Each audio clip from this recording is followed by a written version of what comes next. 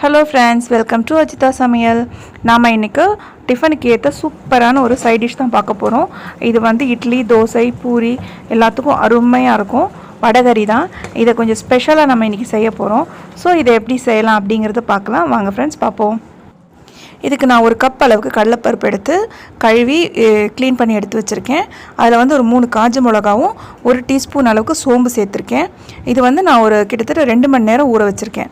So இதை இப்போ நம்ம அரைச்சி எடுத்துடலாம். அரைக்கும் போது லைட்டாக உப்பு போட்டு அரைச்சிக்கலாம், கம்மியாக போட்டுக்கலாம். ஸோ இதை போட்டு அரைச்சிக்குவோம். குறப்பாக தான் அரைக்கணும், ரொம்ப நைஸாக அரைக்கக்கூடாது.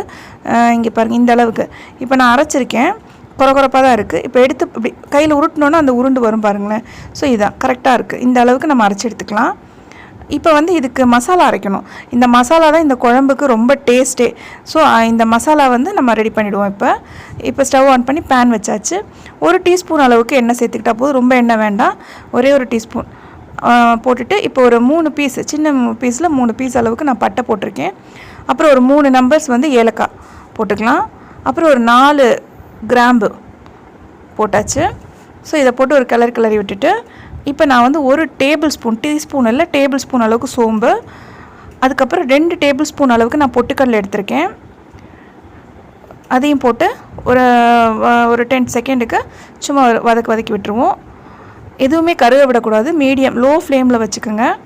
இப்போ ஒரு 5 பச்சை மிளகா போட்டாச்சு. அதையும் போட்டு அதையுமே இது பண்ணி விட்டுருவோம். 5 பச்சை மிளகா போட்டதுக்கப்புறமா நான் வந்து 1 இன்ச் அளவுக்கு இஞ்சி எடுத்து குட்டி குட்டியாக கட் பண்ணி எடுத்து வச்சுருக்கேன், அதுவும் போட்டுக்கலாம்.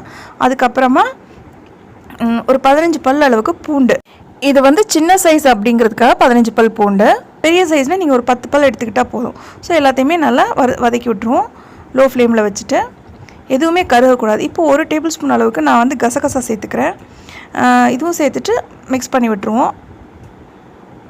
இதுவும் ஒரு 10 செகண்ட் அளவுக்கு போட்டு வதக்கி விட்டுலாம். கொஞ்சம் கருவேப்பிலை சேர்த்துக்குங்க. எப்போவுமே கருவேப்பிலை நல்ல ஒரு ஸ்மெல் நல்லாயிருக்கும்.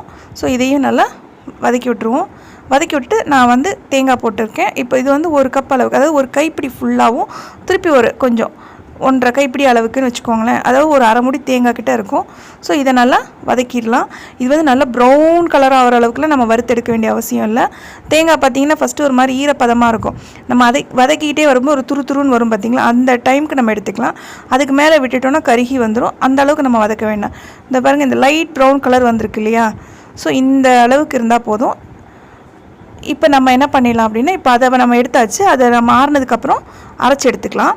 அதுக்குள்ளே நம்ம வந்து கடாயில் எண்ணெய் ஊற்றியாச்சு. இது எதுக்குன்னா, நம்ம அந்த பருப்பு அரைச்சி வச்சுருக்கோம் இல்லையா, அதை பொரிச்சு எடுத்துடலாம். இப்போ எண்ணெய் சூடாச்சு, நான் போட்டு பார்த்தேன், பொரிஞ்சு மேலே வருது. மாவு அரைச்சி வச்சுருக்கேன். இது வந்து நான் வடையாக தட்டலை, சும்மா மாவு எடுத்து கிளி இப்படி போட்டுக்கிறேன், சின்ன சைஸாக. இப்போ நீங்கள் வடையாக கூட நீங்கள் தட்டிட்டு உதிர்த்து அப்படி கூட குழம்புல போட்டுக்கலாம். நான் சும்மா இந்த மாதிரி போட்டிருக்கேன், கிளி போட்டிருக்கேன். இதையுமே வந்து நான் வந்து குழம்புல போட்டதுக்கப்புறம் லைட்டாக அப்படி உடச்சி விட்டுப்பேன். இது ரொம்ப மொறுன்னு பொரிச்சு எடுக்கணும்னு அவசியம் கிடையாது.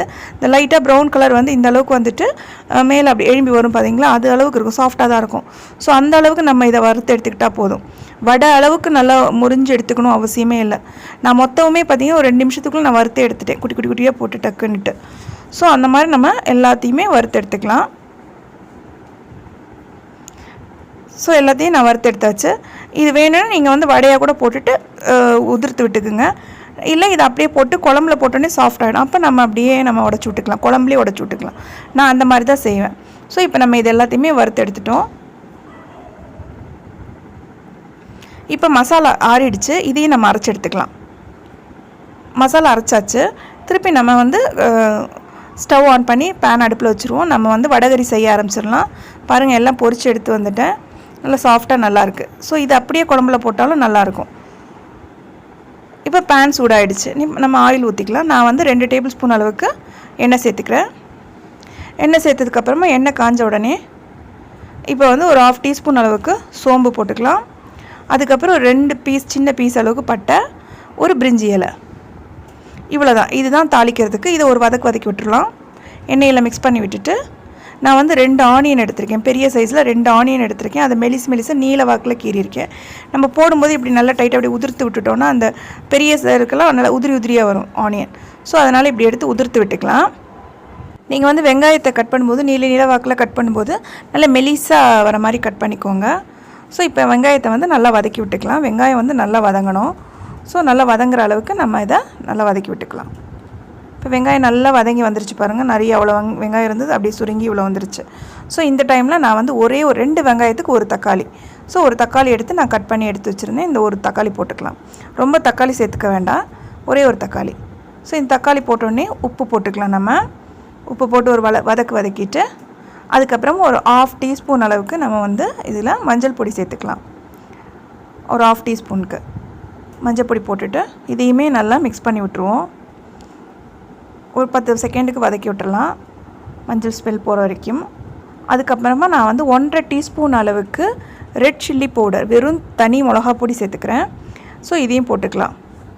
ஏன்னா நம்ம 5 பச்சை மிளகா தான் வந்து தேங்காய் அந்த மசாலாவில் போட்டிருக்கோம்.